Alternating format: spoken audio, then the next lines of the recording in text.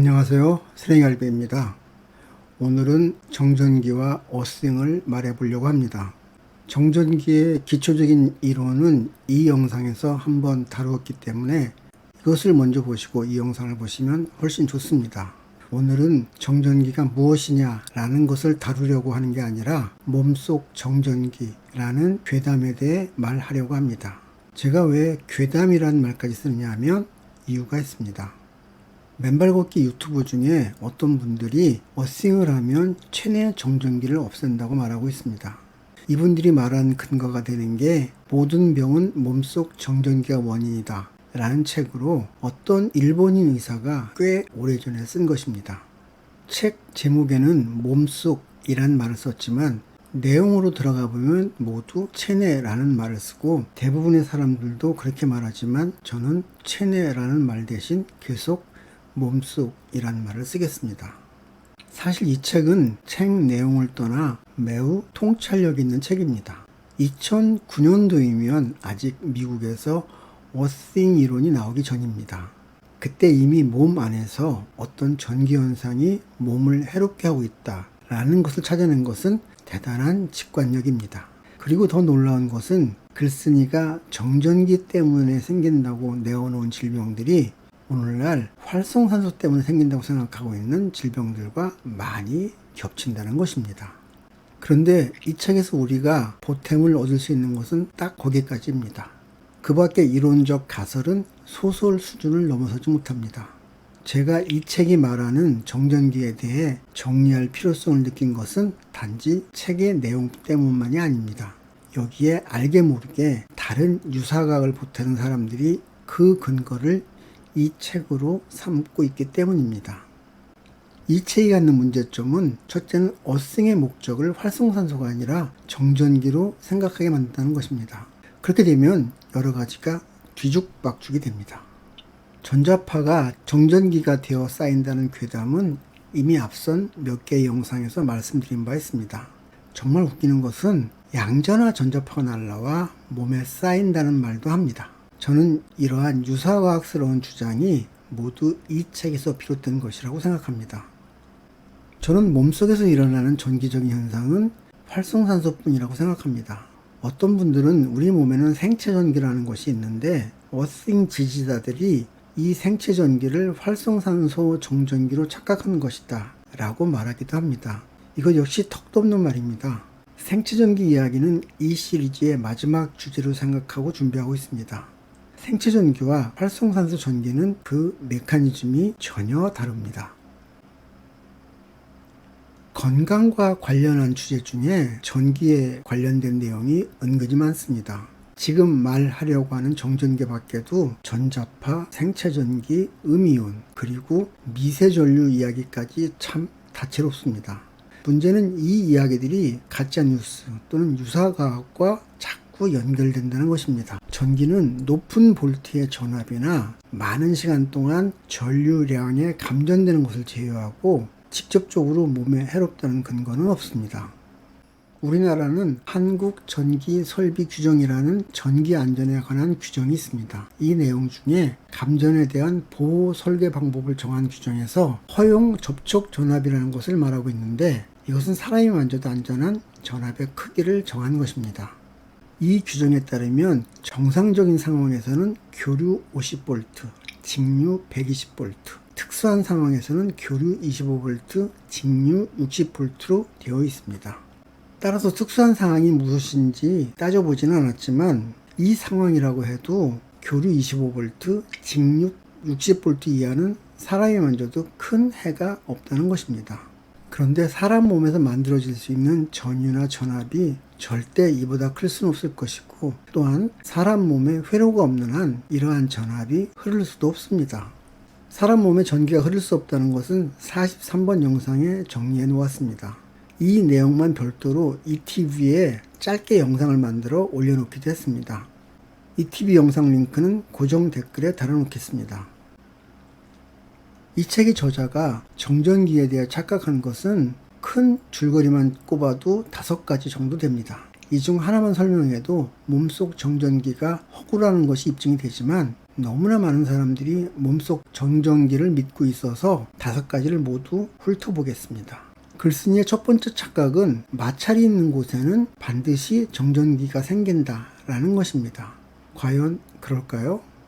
이 그림이 물체의 대전서열입니다. 이 표에서 서로 먼 곳에 있는 물체들끼리 마찰을 할 때 마찰 전기가 많이 생깁니다. 그 말은 가까운 거리에 있는 물체들은 정전기가 잘 생기지 않는다라는 것입니다. 사랑하는 사람과 가까이 하면 전기가 튄다고 하지만 그게 마찰 전기는 아니죠. 평생을 부부로 살아온 사람들은 한번 생각해 보십시오. 사랑하는 사람과 살을 맞댔을 때 마찰 정전기가 생겨 불편을 느낀 적이 있었나요? 살과 살은 백날을 비벼도 마찰 전기가 생기지 않습니다. 왜냐하면 같은 물성이기 때문입니다. 물성이 같으면 정전기가 생기지 않습니다. 우리 몸에서 마찰이 일어날 수 있는 곳은 혈관과 림프관 뿐입니다. 림프관의 림프는 이동 속도가 워낙 느려 뭔가 일어날 가능성은 거의 없습니다. 그나마 혈관일 텐데 혈관과 혈액의 물성이 마찰 전기가 생길 정도로 다를까요? 혈관이나 혈액이나 모두 세포입니다. 세포들은 물성이 거의 같습니다. 마찰 전기가 생기기가 어렵습니다. 이 책의 글쓴이는 벼락을 생각한 것 같습니다. 벼락도 물과 물, 얼음과 얼음이 부딪혀서 전기가 생겼는데 피와 혈관도 서로 비비면 정전기가 생기지 않겠느냐라고 상상한 것 같습니다. 그래서 제가 바로 앞선 영상에서 벼락을 살펴본 것입니다. 번개구름에 전기가 생기는 까닭은 마찰 때문이 아닙니다. 번개구름에 전하가 생기는 까닭은 큰 얼음방울과 작은 얼음방울 사이에 열을 주고받을 때 생기는 현상으로 큰 얼음방울이 작은 얼음방울에게 양전하를 건네면서 전기가 생깁니다. 보다 자세한 내용은 이 영상을 참조해 보십시오. 다시 한번 말하지만 세포와 세포가 부딪혀서는 정전기가 생기지 않습니다. 사실 오늘 이야기는 여기서 끝내도 됩니다. 그런데 조금 더 가보겠습니다. 정말 혹시 마찰로 인해 마찰 전기가 생겼다 해도 이게 정전기가 되려면 분극, 즉 플러스 극과 마이너스 극이 나뉘어야 합니다. 즉 마찰로 인해 전기가 생긴 후에 플러스 극과 마이너스 극의 두 전기가 서로 만나지 못하게 절연체로 나뉘어 보관되어야 합니다.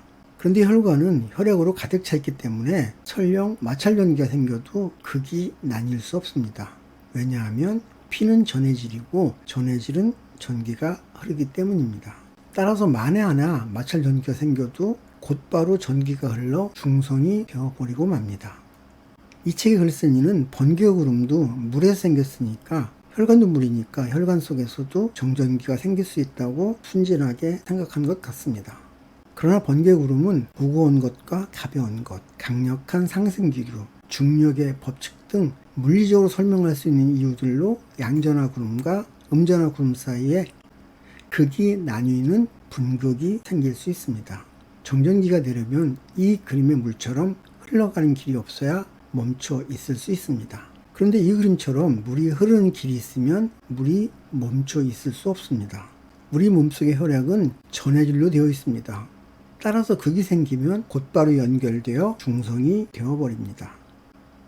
이 책의 글쓴이는 지방에 정전기가 쌓인다고 말합니다. 한마디로 말해 그럴 수 없습니다. 아마도 문고리 같은 곳에 전기가 쌓이는 것을 보고 상상력을 발휘한 것 같은데 전기가 무엇인지를 조금이라도 알면 그렇게 상상할 수가 없습니다. 그럼 문고리에 전기가 어떻게 쌓이는지 잠시 살펴보겠습니다. 우리가 문고리를 잡으면 우리 손과 문고리가 접촉하면서 마찰 전기가 생깁니다. 이때 이 대전 서열 기준에 따라 사람 몸에서 문고리로 전자가 옮겨갑니다. 즉 사람은 플러스 정전기, 문고리는 마이너스 정전기를 갖게 됩니다. 문고리에 전자가 쌓이는 이유는 전자가 갈 곳이 없기 때문입니다. 마찰로 옮겨온 전자는 서로 영향이 없는 최대한 먼 거리로 떨어지려고 애쓰지만 문고리 안에서는 뛰어야 벼룩입니다. 문고리로 전자가 이동할 수 있는 양은 문고리가 담을 수 있는 최대의 전자량까지입니다. 이것을 정전 용량이라고 합니다. 그러다가 문고리에 쌓인 전자가 정전 용량을 넘어서면 방전이 일어납니다. 여기서 우리가 미리 알아야 할 게 있습니다. 우선 전기는 플러스와 마이너스가 사이좋게 함께 한 곳에 쌓일 수 없습니다. 상식이죠. 따라서 정전기가 만들어지려면 마이너스는 마이너스끼리, 플러스는 플러스끼리 쌓여야 합니다. 그런데 이게 가능할까요? 대체로는 가능하지 않습니다. 전기는 서로 같은 길이는 밀어내기 때문입니다. 벼락이 치면 어마무시한 전자가 땅으로 쏟아 들어옵니다. 그런데도 직접 맞지 않으면 대체로 피해가 없는 이유는 땅속으로 들어온 전자가 서로를 피해 최대한 멀어지기 때문입니다. 전자는 서로의 힘이 닿지 않는 곳까지 최대한 떨어집니다. 그런데 실제로 정전기는 엄청 많이 생깁니다. 그것은 정전기가 만들어질 조건과 힘이 갖춰졌기 때문입니다. 이 힘은 강제적이고 물리적이어야 합니다. 문고리는 전자가 물리적으로 도망갈 수 없는 곳입니다. 전자는 이곳에 갇혀 있습니다.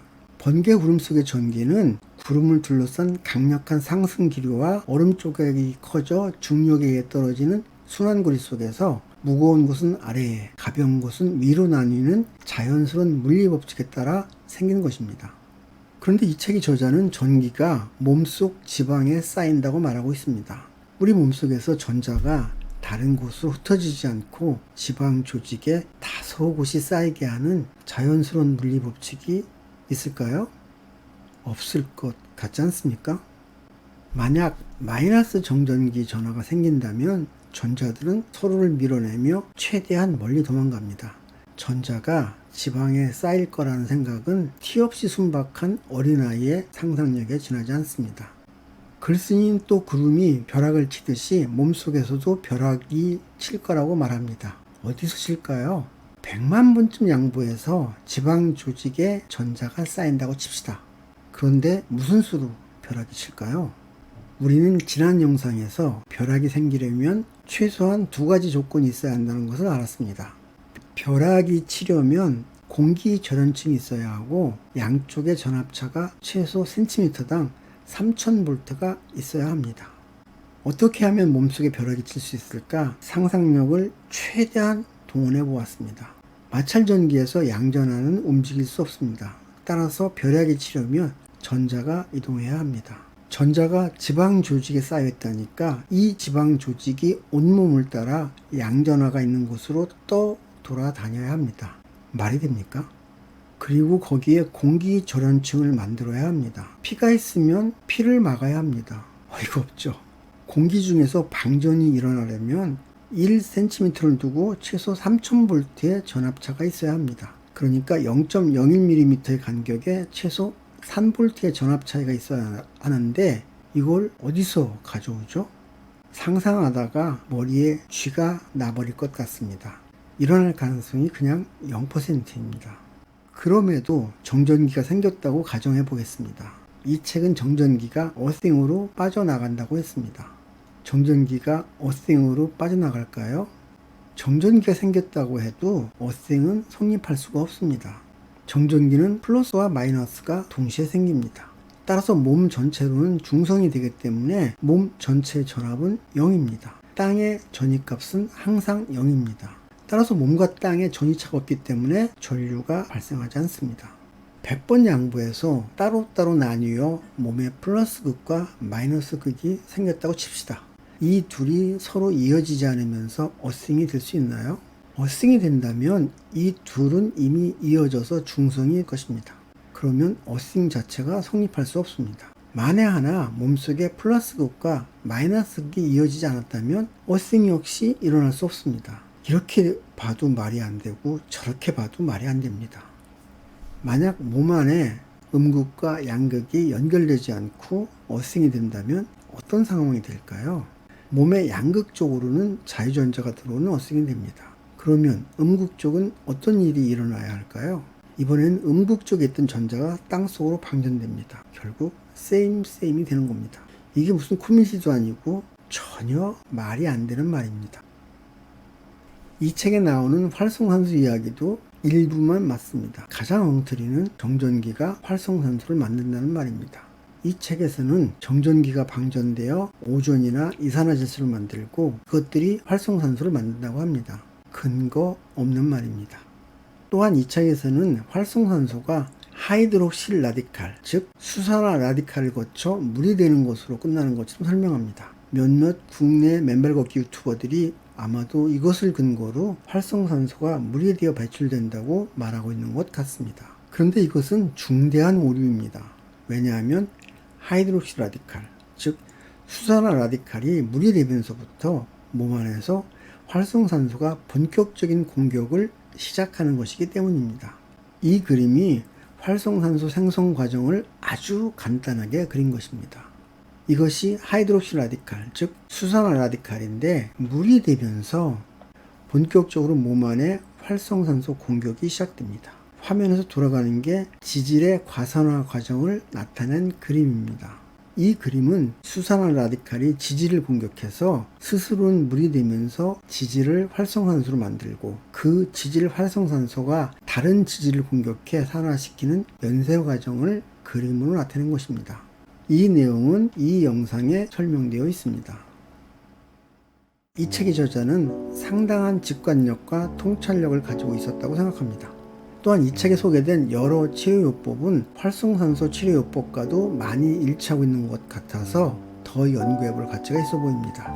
그럼에도 그의 몸속 정전기 이론을 세차게 몰아붙인 까닭은 맨발 걷기 하시는 분들 사이에 이 책이 마치 매뉴얼처럼 읽혀지고 인용되고 있기 때문입니다. 다시 한번 강조합니다. 몸속에는 전자파도 없고 마찰 정전기도 없습니다. 다만 활성산소 때문에 생긴 양성의 전기가 있을 것으로 추정될 따름입니다. 이번 영상 여기서 마치겠습니다. 감사합니다. 구독, 좋아요, 알림 설정, 그리고 공유 부탁합니다. 다음 영상에서 뵙겠습니다. 안녕히 계십시오.